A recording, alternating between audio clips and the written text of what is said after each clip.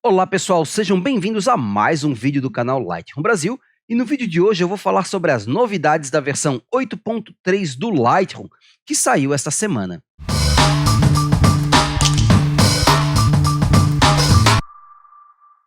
Novidades, no plural, talvez não seja bem a palavra. A atualização 8.3 tem uma novidade interessante e aquelas coisas de sempre, além de uma novidade aí que não vai ser para todo mundo. Então, vamos tirar essas coisas do caminho primeiro, mas fica comigo aí até a continuidade do vídeo, porque a última novidade que eu mencionar, que é o deslizante textura, ela vai ser interessante, você vai querer ver como funciona, porque ele vai fazer diferença aí no seu fluxo de trabalho. Então, vamos lá. Primeiramente, novos modelos de câmera suportados. Se você comprou câmera nova aí e dava como incompatível no Lightroom, é provável que esta versão tenha adicionado aí a sua câmera como uma das câmeras suportadas. 2. Correções de bugs. Vários bugs aí do Lightroom, como sempre, foram corrigidos nessa atualização. Agora vem o terceiro, e o terceiro é um pouquinho mais complicado. Trata-se da correção de campo plano. E se você nunca ouviu falar sobre esse termo e não faz ideia do que isso significa, provavelmente esse recurso não é para você. Eu não conhecia, fui correr atrás aí da documentação da Adobe sobre essa nova função e basicamente ela permite corrigir um tipo de aberração cromática e tonal que pode acontecer em câmeras de médio formato e câmeras mirrorless, aquelas câmeras que são sem espelho. É um tipo de distorção que ela, diferente da vinheta e da aberração cromática, ela não é simétrica. Ela pode ser mais escura de um lado, menos escura do outro, ou ela pode esverdear a foto num lado e deixar ela magentada no outro e coisas do tipo. Então o que essa função faz é permitir que, na seção de fotos que você fez, você faça uma captura utilizando as mesmas configurações da câmera através de um difusor, e aí você consegue utilizar essa foto feita com o difusor como referência para remover esse tipo de aberração de todas as outras fotos. De modo geral, uma função bem específica, de uso bem específico, e se você nunca ouviu falar e provavelmente não entendeu muito bem, é porque provavelmente você não precisa dela. Mas então, vamos falar da novidade que é realmente interessante e que vai fazer diferença no seu fluxo. O deslizante textura, ele começou a ser desenvolvido pela Adobe como uma forma mais sutil de fazer tratamento de pele no Lightroom, coisa que até então a gente faz utilizando o deslizante claridade para o lado negativo. Ele começou inclusive internamente sendo chamado de smoothing, ou suavização, mas logo eles perceberam que ele podia ser interessante utilizado para o lado positivo também, aumentando, ampliando as texturas da sua cena, e aí ele ganhou o nome de textura. É uma novidade bacana porque tinha algum tempo, se não me falha a memória, desde o Dehaze, do Desembaçar, que a Adobe não adicionava um novo deslizante no Lightroom. Ainda mais interessante, diferente do Dehaze, que começou como um deslizante normal e só depois foi ser acrescentado no pincel de ajuste localizado, esse deslizante já apareceu tanto ali no painel básico do módulo revelação, quanto no pincel de ajuste localizado. Então vamos para a tela do Lightroom ver como esse deslizante funciona e como ele pode fazer diferença para você. O deslizante textura, ele se encontra aqui na área de presença do painel básico do módulo revelação, junto com claridade e desembaçar ali. Lembra que algumas versões atrás, o claridade foi tirado lá do painel efeito, trazido aqui por básico, porque ele é utilizado normalmente aí no início do nosso processo de tratamento. E qual é a importância, qual é a função desse deslizante? Eu vou dar um zoom aqui na minha foto, e o que esse deslizante faz é ampliar a textura da minha foto, ó, ele intensifica a textura da minha foto. Eu dei um zoom bem grande aqui e eu botei em 100, porque provavelmente um pouco do efeito vai se perder aí na compressão de imagem do YouTube. Então eu vou tentar usar uns efeitos um pouco mais exagerados para vocês conseguirem enxergar bem. E para o outro lado, a textura vai remover essa textura, vai diminuir a intensidade dessa textura. O efeito, ele lembra um pouco o que a gente faz no Photoshop, utilizando uma camada de alta frequência invertida, e então desfocando essa camada um pouquinho para que não atinja as frequências mais altas. Se você não sabe o que é frequência alta e frequência alta são áreas da minha imagem em que eu tenho mudanças tonais e mudanças de cor muito rápidas, são áreas com muita textura, com muito detalhe, enquanto áreas de baixa frequência são aquelas áreas onde eu praticamente não tenho mudanças tonais ou elas são muito sutis. O céu seria uma área de baixa frequência e um gramado bem nítido seria uma área de alta frequência.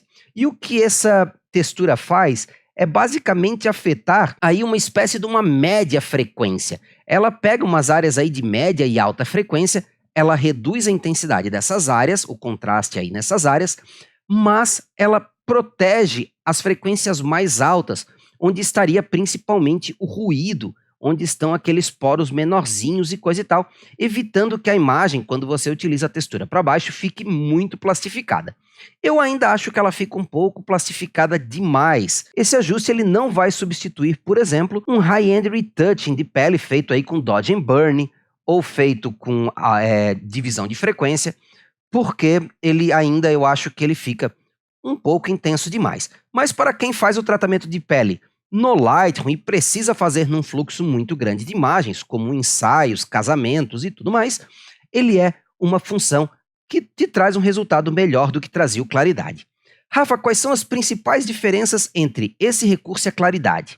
A principal diferença é que a Claridade ela vai dar volume para a sua foto. Ela pega os contornos, similar ao que faz a nitidez, e aplica uma espécie de nitidez com um raio bem grande, ou seja, ela pega a sua imagem e ela aumenta os volumes. Eu vou pegar aqui, por exemplo, essa duplicata que eu fiz da imagem, vou botar a claridade em 100 e você pode notar como isso dá volume para a foto. Intensifica as sombras, intensifica as áreas mais claras e parece que aumenta o volume da minha imagem. Enquanto a textura, ela aumenta esses detalhes menores, ela não traz tanto ruído, porque ela protege aí as frequências altíssimas, aquelas frequências bem pontuais, mas eu tenho aí essa intensidade de textura. Principalmente, eu não tenho mudança tonal na claridade, eu tenho mudança tonal na minha imagem. Você pode ver que algumas áreas escurecem, algumas áreas clareiam, enquanto a textura não tem esse efeito, não tem uma alteração tonal na minha imagem. Quando eu falo de suavização da pele, o efeito fica ainda mais interessante. Eu vou remover o zoom aqui rapidamente para você ver a diferença. Ó, vou utilizar a claridade em menos 100 e eu tenho esse efeito Valdemort aqui, onde desaparece o nariz da pessoa, enquanto na textura, mesmo que eu use a textura em menos 100, eu não tenho tanta perda de detalhe assim. Eu vou dar o zoom novamente e você pode ver que, por mais que esteja plastificado, a gente normalmente não vai utilizar em menos 100, como eu falei, eu estou trazendo aqui em menos 100 para o efeito ficar mais visível no YouTube, enquanto na claridade eu tenho essa perda de detalhe, o nariz dela praticamente sumiu, aqui é um efeito que te traz um resultado bem diferente. Utilizando aqui essa ferramenta com mais parcimônia, sem tanta intensidade e principalmente utilizando com um pincel de ajuste localizado, a gente consegue ter um tratamento de pele muito mais interessante, ó. Eu vou fazer um outro vídeo mais para frente, esse é o foco um pouco mais nas novidades, mas eu vou fazer um vídeo mais para frente mostrando o tratamento de pele propriamente dito, utilizando essa função. E essa função serve para dar textura também. Então eu vou trocar para essa foto aqui, que eu tenho essa parede no fundo, não uma parede com bastante textura, uma parede com bastante detalhe, e você pode ver que se eu aumentar a claridade novamente, eu tenho uma mudança tonal e eu tenho um ganho de volume na minha cena. Enquanto, utilizando a textura, eu não tenho alteração tonal e eu tenho um ganho de textura na cena. Vou aproximar aqui, ó, e se eu voltar agora para outra foto, você vai ver que eu tenho essa diferenciação. Deixa eu deixar numa posição um pouco mais similar aqui, ó. Ó, aqui eu tenho uma mudança tonal e eu tenho um ganho mais de volume, enquanto aqui eu não tenho alteração tonal e eu tenho um ganho mais da textura propriamente dita. Então são duas funções diferentes e que agora elas podem fazer aí parte do seu fluxo de trabalho. Beleza, pessoal? Espero que tenham gostado do vídeo e, acredito eu, esse deslizante textura vai fazer parte aí do seu workflow, porque ele substitui o que a gente utilizava o deslizante claridade em diversas situações. Ele não é um substituto, como eu falei lá no vídeo, para high-end retouching. Se você trabalha com moda, se você trabalha com retoque aí de alto nível, você vai continuar utilizando o seu Dodge and Burn, vai continuar utilizando clonagens pontuais, vai continuar utilizando divisão de frequência e outras técnicas que são mais trabalhosas, mais precisas e que te dão um resultado aí, né, perfeito, aquele resultado incrível do high-end retouching. Mas para quem tem um fluxo de trabalho muito alto e literalmente não pode fazer high-end retouching em 50, 60, 100 fotos, o deslizante textura em conjunto com o pincel de ajuste localizado, ele vai te dar aí um resultado muito bacana e um resultado melhor do que se obtinha com claridade dentro do Lightroom.